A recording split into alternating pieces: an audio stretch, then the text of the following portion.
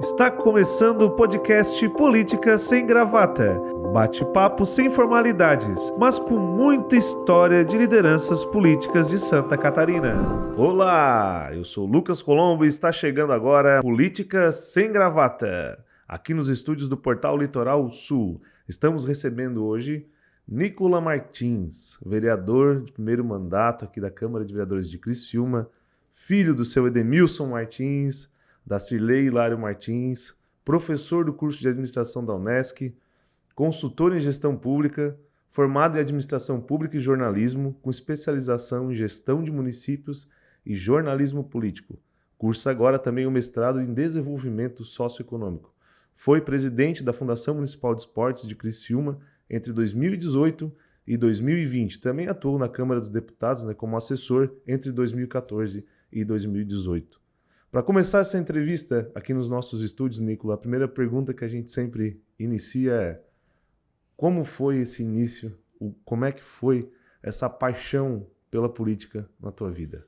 Seja bem-vindo. Obrigado, cumprimentando você, Lucão, todos os ouvintes e espectadores que estão acompanhando a gente. Me apaixonei pela política no jornalismo. Eu entrei no jornalismo querendo esporte.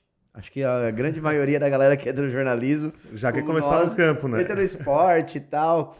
E aí eu me tornei assessor de imprensa, estagiário da assessoria de imprensa do Criciúma Esporte Clube. Era o Pelotinha, o assessor de imprensa na época. E aí eu comecei a fazer foto dentro de campo e tudo mais, acompanhar dentro de campo. E aí eu via os meus amigos na arquibancada, curtindo o jogo. E eu disse, cara, o que eu gosto é de acompanhar o esporte, e não necessariamente de ser o jornalista que vai estar transmitindo. Porque eu gostava do clima, então eu achava que eu gostava daquilo e eu queria fazer aquilo pro resto da vida, e não era. E aí o Criciúma caiu, era aquele ano que teve Jardel, Luiz Mário, Nossa. Lembra aquele ano?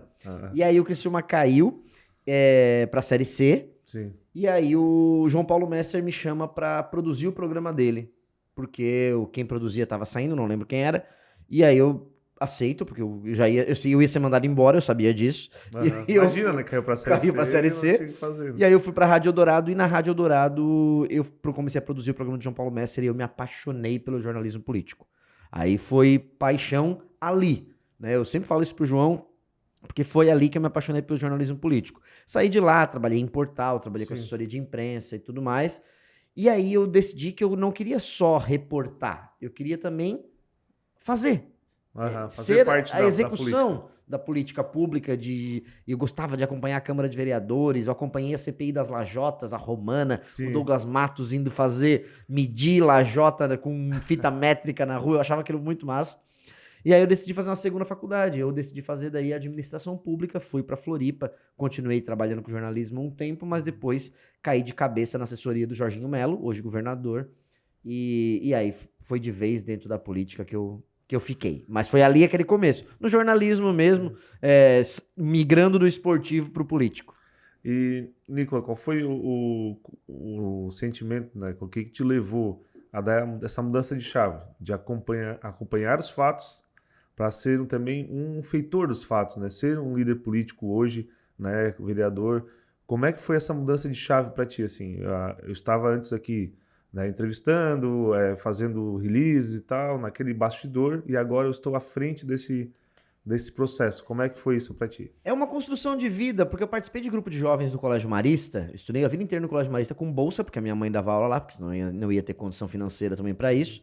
E nos grupos de jovens do Colégio Marista, eu era um líder que eu buscava fazer as ações sociais, eu comandava grupo, eu sempre fui líder nos grupos que eu participei. E eu gostava desse processo de liderança, fui da comissão de formatura na faculdade de jornalismo, fui líder da turma na faculdade de jornalismo, eu gostava disso, eu gostava desse momento de liderar. E aí, quando eu percebi que eu não estava me sentindo representado também por quem estava na Câmara de Vereadores, na Prefeitura, na Câmara dos Deputados, na Assembleia Legislativa, eu disse, cara, a melhor maneira de eu encontrar um representante para mim sou eu ser o meu representante, né? E como eu quero fazer isso? Eu quero fazer com qualificação, então vamos fazer uma segunda faculdade. Aí eu fui pra Floripa, fiquei 4 anos lá. Tinha a ideia de ser candidato em 2016, não fui aí em 2020 para vereador, na minha primeira eleição, graças a Deus deu tudo certo com 2.062 votos. Mas aquela start foi perceber o seguinte, ninguém tá me representando, então eu vou buscar o espaço para eu me representar. Uhum. E como é claro, né? Teve toda a construção, né? O primeiro cargo público, digamos assim, foi a liderança, entre aspas, né? Foi a Fundação Municipal de Esportes de Criciúma, né? Que tu Sim. assumisse esse desafio também num momento delicado no esporte criciumense, né? Era. Como é que foi, né, esse processo, esse convite? Como é que foi essa situação ali para tu assumir esse cargo? Eu tava na assessoria do então deputado Jorginho Melo, e quando eu comecei com o Jorginho Melo, ele disse, em 2018 eu vou estar na majoritária, ou governador ou senador, e vou ganhar a eleição. E eu disse, não, não, né? Não tem como. E eu era assessor dele. Ele disse, não, eu vou ser senador. Eu disse, meu Deus do céu, que coisa difícil. Aham. E aí eu aprendi com o Jorginho a acreditar em sonhos.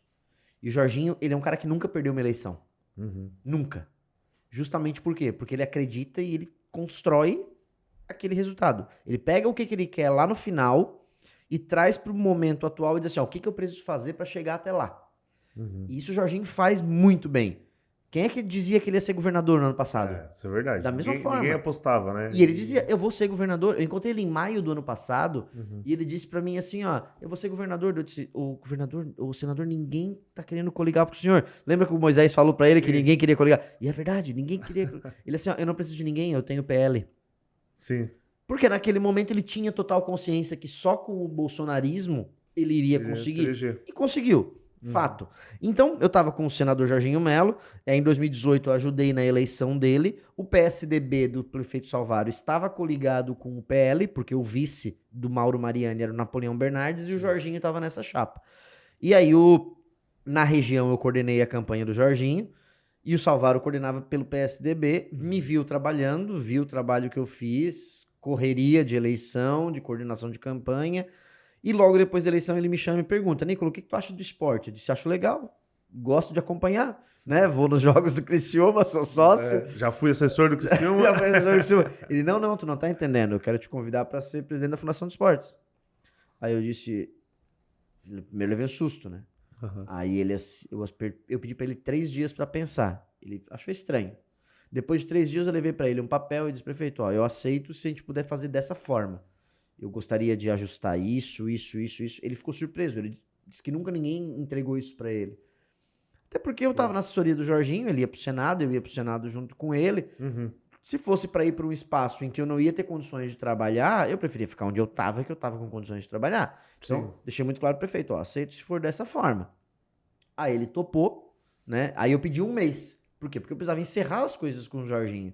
As ações que eu tinha com o Jorginho. E aí no começo de dezembro, aí logo depois da eleição, no começo de dezembro, eu assumo a Fundação Municipal de Esportes, onde eu fico até começo de abril de 2020, e quando eu sou obrigado a sair para ser candidato. Mas foi nesse momento, a partir do meu trabalho na campanha do Jorginho Melo, o prefeito Salvador vê potencial e diz, ó, eu te queria no governo para poder aqui construir um espaço e mostrar liderança. E aí, graças a Deus, a gente conseguiu montar um time muito legal. Os técnicos estiveram junto com a gente, construíram junto com a gente, viram que a gente não precisava de dinheiro naquele momento, a gente precisava de carinho, de gestão de pessoas, e eu consegui fazer boa gestão de pessoas, de estar próximo com os atletas, estar próximo com os técnicos. Autoridade você não conquista na porrada. Autoridade você não conquista na coação. Autoridade você não conquista na ameaça. Autoridade você conquista na liderança, no respeito e no diálogo. Isso eu fiz muito com os técnicos. Uhum. Eu saí para tomar cerveja com muito técnico, na parceria. E essa construção ela é importante até para tu entender as dores de cada modalidade, porque são muitas modalidades dentro da Fundação de Esportes e você tem que entender cada uma para saber como agir. Né? Exatamente. Entender esse processo como um todo. E eu nunca tinha entrado na área esportiva, então eu era um administrador dentro da área esportiva. Como eu não sou da área do esporte, eu não sou formado em educação física, o meu diretor técnico, por exemplo, tinha que ser alguém da educação física. Eu busquei um mestre em educação física, que era o Gustavo Oliveira, que acabou de sair da Fundação Municipal de Esportes, para ser meu diretor técnico. É o cara que entendia daquilo, né? E eu respeitava a opinião dele. O meu diretor administrativo era o Marco. Marco é meu amigo há 15 anos, já tinha 10 anos de prefeitura quando eu chamei ele para ser meu diretor administrativo. Hoje ele está na Secretaria da Fazenda, na gestão de contratos junto com o Vaguinho. E por quê? Porque ele entende da prefeitura, entende dos processos internos, e eu deixava muito na mão dele. Eu entrego a minha chave de cofre pro Marco tranquilamente, porque eu confio nele. Então eu consegui me cercar de boas pessoas, sabendo da liderança, mostrando para eles o seguinte, ó, tem momentos em que eu sou teu amigo, tem momentos em que eu sou teu chefe. Entenda muito bem isso. Tem momentos que eu vou ter que tomar decisão. Teve decisões erradas? Teve. Eu tomei decisões erradas durante um ano e meio que eu fiquei na Fundação de Esportes. Eu considero um dos erros que eu cometi os jogos entre empresas. Sim. Foi um erro que eu cometi. Porque a gente colocou 8 modalidades e só teve inscrição para uma, que foi futebol suíço. Imagina. Né? Não teve pro truco, não teve pra dominó, não teve pra vôlei e tudo mais. Por quê? Porque eu tentei já entrar com muita coisa. Muita coisa não foi... E não engajou. Não engajou, né? Erros cometidos que poderiam ser ajustados no ano seguinte, mas logo no ano seguinte veio a pandemia e tudo mais e mudou o cenário. Sim. Mas foi um período bastante importante para aproximação com os técnicos, aproximação com os atletas, entender o poder executivo e mostrar trabalho. E nesse sentido, tu falasse de um grande erro e um grande acerto do Nicola na Fundação Municipal de Gestão de pessoas. Gestão de pessoas, né? Tem técnicos que até hoje eu converso com eles toda semana. Tem técnicos que mandam mensagem para mim querendo conversar comigo sobre seus processos internos. Outro grande acerto que a gente teve é estimular a criação das associações. Sim. Né? A gente tem que ter associações. Não existe mais filantropia na área esportiva. Pessoal, ainda tem muita gente que pensa que vai ter filantropia. Tipo, vou lá no restaurante tal pedir 15 almoços em troca de... O cara quer saber o que ele vai ter em troca. Ele não vai te dar 15 almoços por dia de graça. Ele quer saber o que ele vai ter em troca. E se tu ficar tratando a tua modalidade como coitadinha e querendo filantropia o tempo inteiro, tu não vai ter resultado nenhum, tu vai levar... Não vai crescer também, né? Não vai trazer mais patrocinadores. Vai ficar naquele marasmo de sempre, né? A gente tem um amigo em comum que é o Rui do Mamptuba, que vem de um cenário como o de São Paulo, e que ele fala muito sobre o entretenimento na área esportiva e que tem que ser assim, a gente tem que começar a pensar dessa forma. E criar as associações teve esse intuito, de eles pararem de achar que só a fundação vai financiar eles. Não, vocês têm que correr atrás de outras fontes de financiamento. Como é que eu vou buscar financiamento? Imagem dos atletas, junto com a empresa. A Unesc faz isso muito bem. Ela usa a imagem dos atletas e ela dá bolsa para os atletas e ela utiliza a imagem dos atletas depois em propaganda também. Enfim, a gente tem que pensar outras formas de financiar o esporte, muito além da grana pública. Quando tu entrou, teve aquela desconfiança e depois eu acredito que esse trabalho, na minha visão, de mostrar que pode ter uma parceria muito forte, público e privado, inclusive depois tu teve outro desafio na frente, na prefeitura, sobre isso, é importante, foi um fator importante para a mudança desse pensamento, né? A gente precisava mudar isso, era urgente. A gente tem uma público-dependência na área esportiva e isso tem que acabar. A Fundação Municipal de Esportes ela tem que ser um dos patrocinadores e o foco principal dela não pode estar no rendimento, tem que estar no social e no educacional. O rendimento é importante? É muito importante. Só que quando a gente foca só no rendimento, a gente não tem resultado a longo prazo. A gente tem que pensar no educacional, a gente tem que pensar no social, a gente tem que pensar na base. É ali que a gente tem que estar o trabalho da Fundação Municipal de Esportes real. É ali, naquela base. E estar de bem com os técnicos é fundamental. E trazer o privado para participar, tudo isso com muita transparência. Depois de cada evento, por exemplo, joguinhos, JESC, OLESC, eu fazia um relatório de todos os gastos com as notas fiscais e tudo mais e mandava para os atletas, para os técnicos e para os pais. Não precisava disso. Não precisava disso. Mas eles sabiam exatamente onde o dinheiro público estava sendo investido para a manutenção dos atletas. Que é necessário no poder público. Exatamente. E da FME surgiu, né, uma base, provavelmente essas tuas relações, essa tua liderança, para ser candidato a vereador. Como é que foi enfrentar esse desafio e também uma campanha que foi no meio da pandemia, né? Uma campanha muito difícil, uma campanha que a gente não conseguia entrar na casa das pessoas. Diferente de todas as outras, acho que tu já participou. Muito diferente, muito diferente. Mas, ao mesmo tempo, a gente sabia que tinha que ter uma participação muito forte na rede social. Por quê? Porque o cidadão estava ali.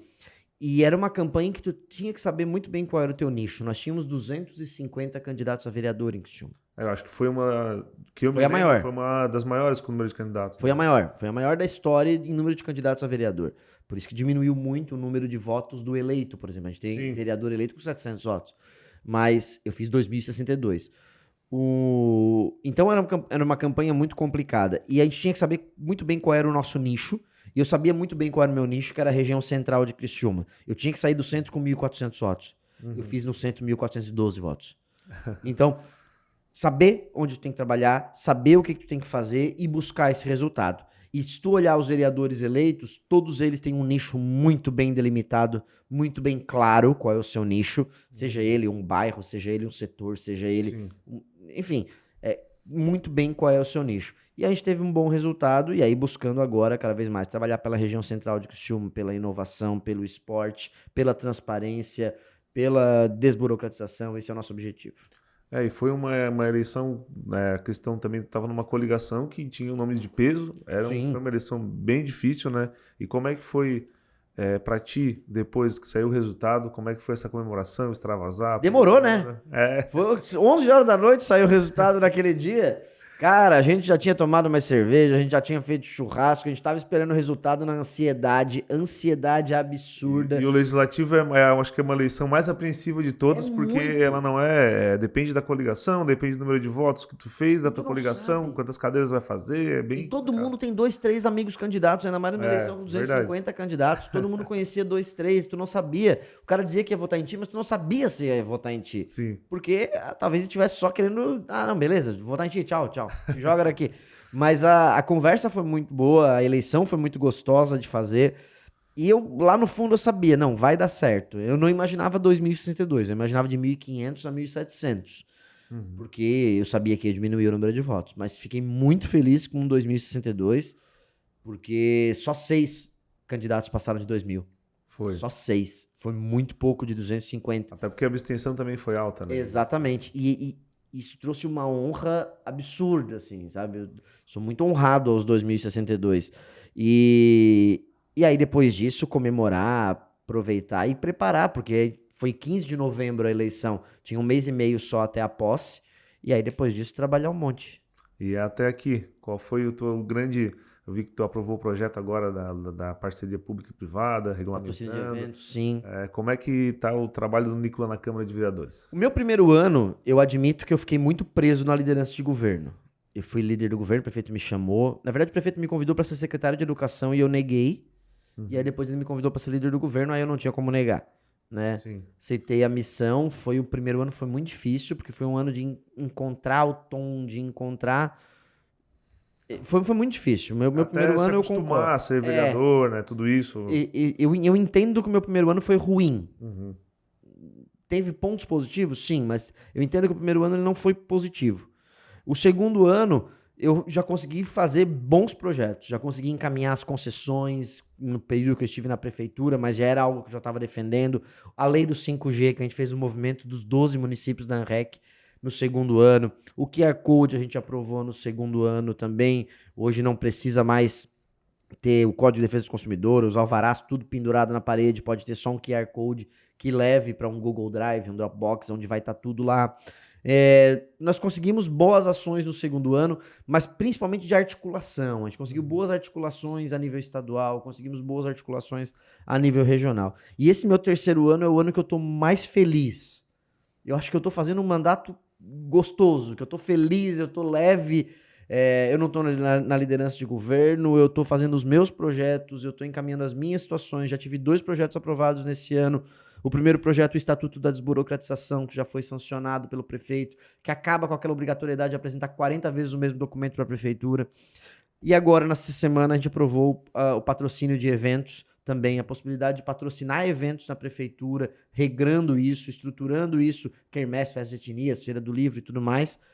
E logo apresentaremos um outro que é muito legal sobre transparência, que eu já vou até te adiantar, é o portal de transparência das escolas do município. A instituição do portal de transparência. Tu vai entrar nesse portal, a prefeitura ela tem que colocar lá o IDEB da escola, quantos professores tem na escola, quantos alunos tem nessa escola, quantos alunos estão afastados, qual é o índice de evasão que essa escola está tendo, quantos professores estão afastados dessa escola, endereço, informações gerais, portal de transparência. Importante, poder né? ter essa Para os pais informação até fácil. acompanharem, né, o trabalho da Exatamente. escola, tudo. Acompanhar, ver como tá. Eu vou apresentar esse projeto nos próximos dias, próximas semanas também, a gente tá terminando de escopar ele. A gente tá na comissão da Casan, então eu tô presidindo a comissão da Casan, é uma necessidade do município de Criciúma rever o seu contrato com a Casan, melhorar a prestação de serviço de água e esgoto pro criciumense. Então eu tô num ano muito feliz, assim. A gente tá terminou o terceiro mês, mas parece que faz um ano já, porque tá tão intenso e eu tô tão bem. Eu tô Sim. dormindo bem, eu tô feliz. É um ano que eu tô bem. Eu tô feliz. É o resultado do trabalho, né? Por É. exemplo, a comissão da Casan, uma comissão que foi criada na Câmara, importante, depois, né, teve rompimento de adutoras, muitas faltas de água em diversos bairros da cidade. 4, 5 por Continua semana no Recanto acontecendo. Verde, por exemplo. Aham. E é uma situação que tem que ser resolvida, né? E como é que tá esse trabalho à frente da... A gente já tem 1 mês e meio de trabalho da comissão. O total da comissão vão ser 6 meses de trabalho. Nós já fizemos as reuniões com a Casan, colhemos vários depoimentos, visitamos a CISAM, que é a agência reguladora, e agora nós vamos iniciar um processo em que nós vamos, a cada 2 sessões, tratar um tema específico. Então nós vamos ter 2 sessões que nós vamos falar só sobre ar no cano, nós vamos ter uma sessão em que nós vamos falar só sobre tarifa de água e esgoto. Deixa eu só abrir aqui para te deixar com toda a informação corretinha do que vai acontecer. Aqui na comissão da Casan, aqui. Ó, nos dias 11 e 18 de abril, nós vamos falar sobre planejamento de obra. Se a Casan e a prefeitura, elas planejam junto as obras, porque é um problema que nós estamos tendo. Depois, no dia 27 de abril, nós vamos ter uma audiência pública, onde nós vamos convidar todos os presidentes de bairro. Vai ser lá na SIC, pelo tamanho do local, vai ser lá na SIC. Agradecer a SIC pelo apoio. Dias 25 de abril e 2 de maio, sobre manutenção da rede, idade da rede. Por que rompe tanto? O cano tá velho? Eu quero que a Casan mostre pra gente como é que tá isso aí. Depois, sobre ar na rede, 2 reuniões. 2 reuniões sobre tarifa de água e esgoto. Por que Criciúma é tão caro? Criciúma tem a tarifa mais cara da ANREC. E dias 13 e 20 de junho, são as últimas 2 reuniões, nós vamos falar sobre o plano de contingência e emergência da Casan e depois segue para o relatório final que está sendo elaborado já pelo relator vereador Kaminski. Show de bola. E agora, Nicola, né, tu tem um mote muito dessa parceria, desburocratização, liberdade, inovação. Tu esteve à frente do processo agora das concessões, né, está sendo concedido agora o Centro Cultural Santos Guglielmi, né, que tem o Teatro Elias Angeloni, e tem outras parcerias que você deixou meio alinhado. Esse teu mote e o Nicola para o próximo ano. Tem eleição, tem um monte de coisas acontecendo nos bastidores. Qual é o planejamento do Nicola para o próximo ano? O bastidor tá agitado pra caramba, mas é bom, a gente gosta disso. Essa questão das parcerias público-privadas é um mote que eu tenho, eu gosto de trabalhar isso. A gente agora entrega o Centro Cultural Santos Guglielmi por 20 anos a Lemos, que venceu a licitação, que é a empresa que já administra o hangar em Tubarão, traz muitos eventos para nossa região, tem parceria com a X9 também, e eles vão agitar a cidade. Eles já anunciaram teatro, coisa que estava muito raro de vir para Criciúma, anunciaram o show do Fagner, eles estão negociando Marisa Monte, enfim.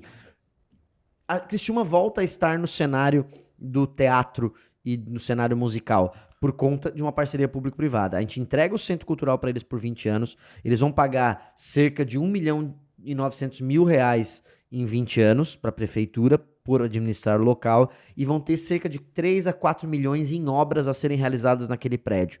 Além disso, a Galeria Otávio Gaidzinski, que é a galeria de arte, vai voltar a ser uma galeria de arte, eles vão movimentar, eles vão trazer exposições de outros locais para cá, garantindo um percentual de obras locais, isso é muito importante.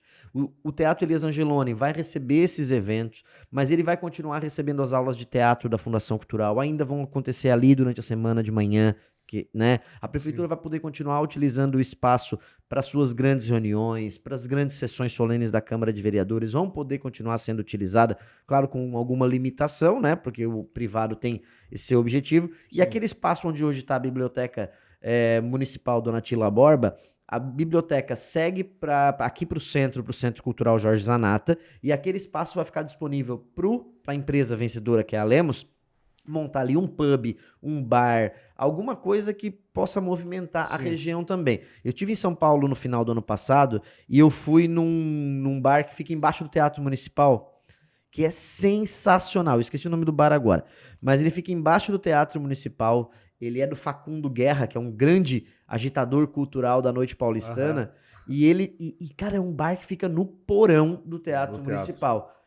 Mantém o Teatro Municipal, mantém aquela estrutura e tu movimenta aquela região, que é uma região que estava tomada pelos usuários de crack. Sim, em São Paulo, ali pertinho da prefeitura de São Paulo. Então, movimentar. A ideia é movimentar. Fiquei muito feliz. E pro ano que vem, que tu perguntou, eu tô me preparando para ir para reeleição, né?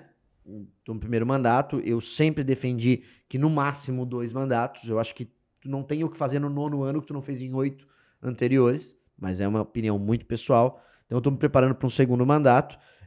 Nicola, mas e se aparecer espaço de majoritária? Bora.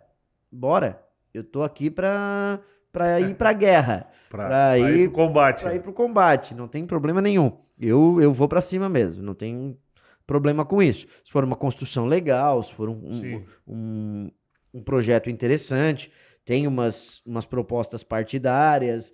Se o PSDB continuar sendo a base do governo Lula, eu tô fora do PSDB, isso é um fato. Já falei pro prefeito, já falei para várias pessoas. O PSDB hoje é um partido que tá sendo inerte, tá sendo covarde, não tá se colocando... Não tá se posicionando, né? Se quer ser base, vai ser base, meu querido. Se quer ser oposição, seja oposição de verdade. Eu sou oposição ao PT, eu sou oposição ao Lula, eu sempre fui de direita. Então, meu posicionamento é esse. Se o Lula vai fazer as coisas dele, se o PSDB quer ser base de governo, que seja. E se ficar nessa inércia ou se definir como base, eu tô fora do PSDB. Isso é um fato. Sim.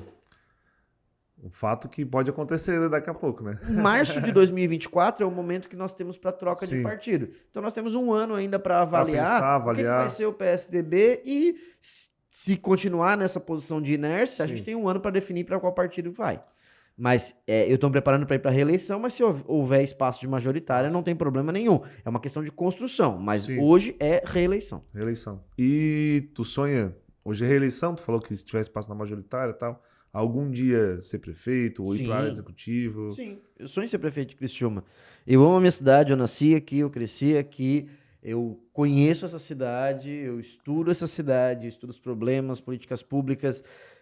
Quem não quer ser prefeito da sua cidade, né? É verdade. Eu conversava recentemente com o Ricardo Guide. Sim. E ele comentou isso. Quem não sonha ser prefeito da sua cidade, né? Eu acho que ele é um cara que tá pronto para ser candidato a prefeito. É um cara espetacular, né? Tem uma história, sua mãe tá com sede de eleição também, a Sandra. A Sandra ela tem uma história muito bonita aqui, né? Sensacional. E o Ricardo tá pronto, o Daniel tá pronto. Acho que a gente tem bons nomes aqui em Criciúma e que eu posso ajudar eles de alguma forma. Show de bola, tá certo? Então, Nicolas, estamos chegando no final aqui do Política Sem Gravata. Algum recado que tu queria deixar aqui para os criciumenses, para as pessoas, né, que te procuram, que agora tu se tornou uma grande liderança aqui da política, como é que um recado que tu possa deixar pro pessoal? Se você gosta de política, se envolva, se dedique, busque informações, né?